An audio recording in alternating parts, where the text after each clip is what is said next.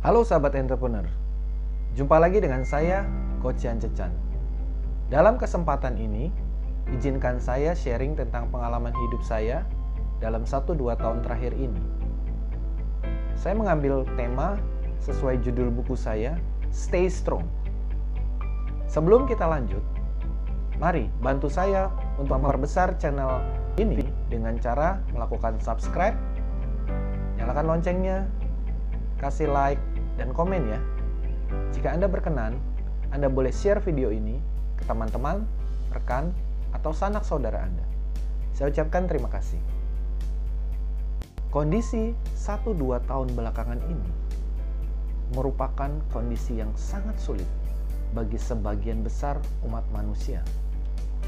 Dengan adanya pandemik yang terjadi sampai dengan hari ini, sudah banyak usaha-usaha yang tutup. Bahkan konglomerasi menyatakan dirinya bangkrut. Kita tahu di Indonesia ada beberapa swalayan itu harus tutup, hypermarket tutup, dan perusahaan-perusahaan melakukan PHK massal. Banyak juga karyawan-karyawan sudah lama kerja, gajinya dipotong, dan mengalami distraction, banyak gangguan dalam usaha maupun kegiatan keagamaan maupun kegiatan belajar di sekolah. Semuanya terdistract. Saya juga mengalami selama hampir 1,5 tahun ini secara bisnis tentunya mengalami penurunan secara omset, cash flow juga kacau balau. Saya akuin, saya melakukan kesalahan. Artinya apa? Di awal saya berpikir ketika kita merencanakan cash flow dengan baik, ketika kita melakukan persiapan dengan baik, maka kita bisa menyiasati kondisi yang ada. Ternyata saya salah. Ternyata saya kalah. Saya harus akuin itu. Dengan kondisi yang terjadi, kita nggak tahu pandemik sampai kapan. Akibatnya, di tahun 2021 ini, puncaknya di bulan Juni ini, dengan meledaknya gelombang kedua penderita COVID, tatanan ekonomi berubah drastis. Order juga tidak terlalu banyak, high cost, dan kita juga harus memulihkan kesehatan. Kita harus stay at home lagi, kita harus bekerja dari rumah lagi, kita mengurangi aktivitas.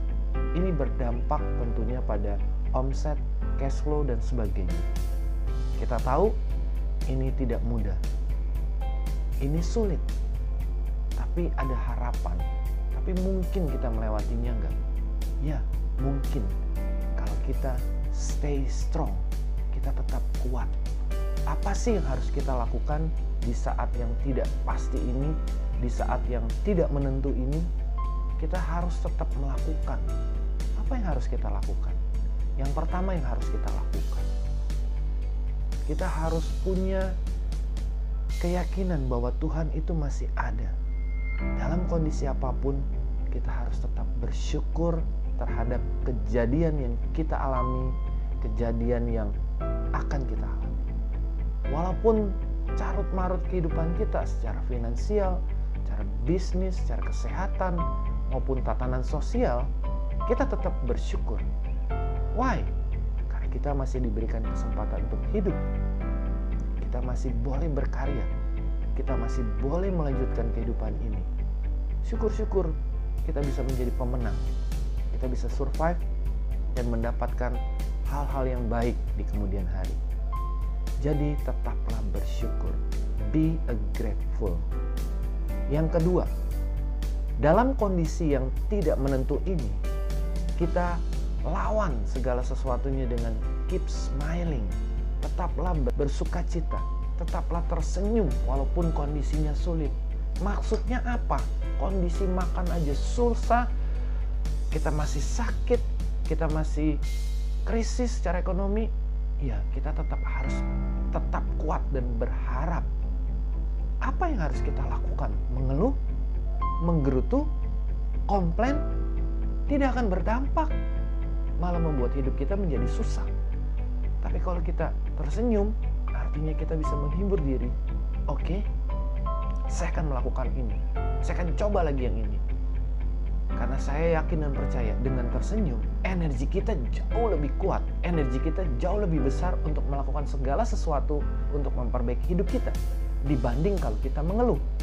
Ini serius. Mulailah kita bersyukur dan teruslah kita bersyukur dan tersenyumlah. Karena hidup ini hanya sementara. Kita akan kembali pada perjalanan selanjutnya. Oleh sebab itu, untuk apa terlalu rumit? Ayo, kita mulai membuat hidup kita lebih berarti. Dan yang ketiga, make it simple. Buatlah hidup ini menjadi lebih sederhana.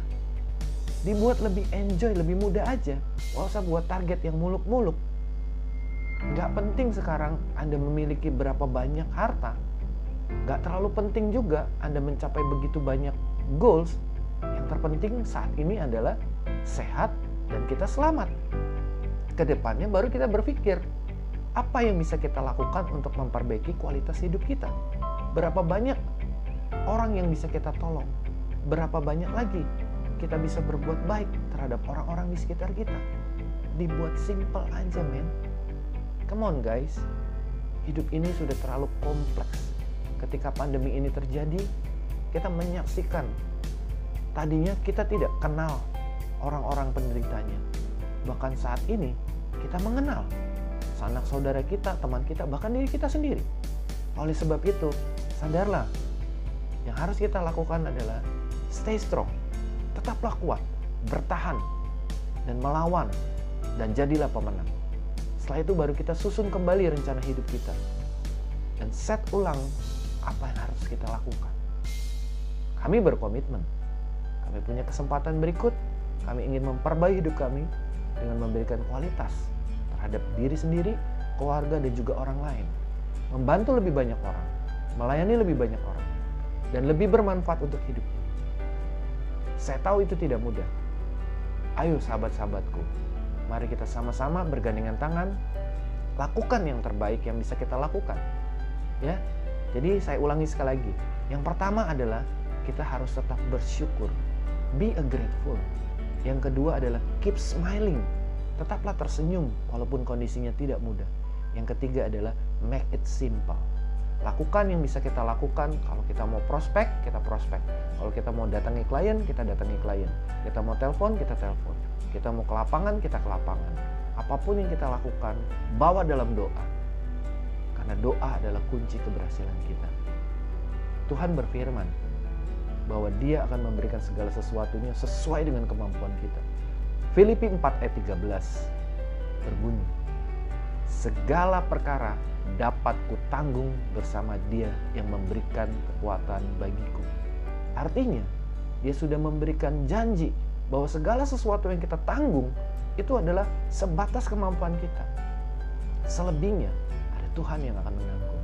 Oleh sebab itu, marilah, mulailah kita bersukacita. Gelorakanlah semangat kita untuk mencapai hal-hal baru, untuk mendapatkan kehidupan yang lebih baik, kehidupan yang lebih baik, kehidupan yang lebih baik, dan kehidupan yang lebih baik.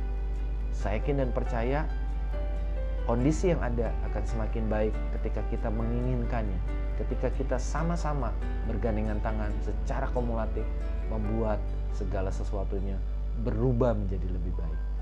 Mari bersama-sama kita berdoa, kita bergandengan tangan, dan kita buat Indonesia bebas dari COVID, dan kita menjadi negara yang cepat pulih secara kesehatan, secara ekonomi, maupun secara moral. Maju terus Indonesia kita, Indonesia pasti bisa.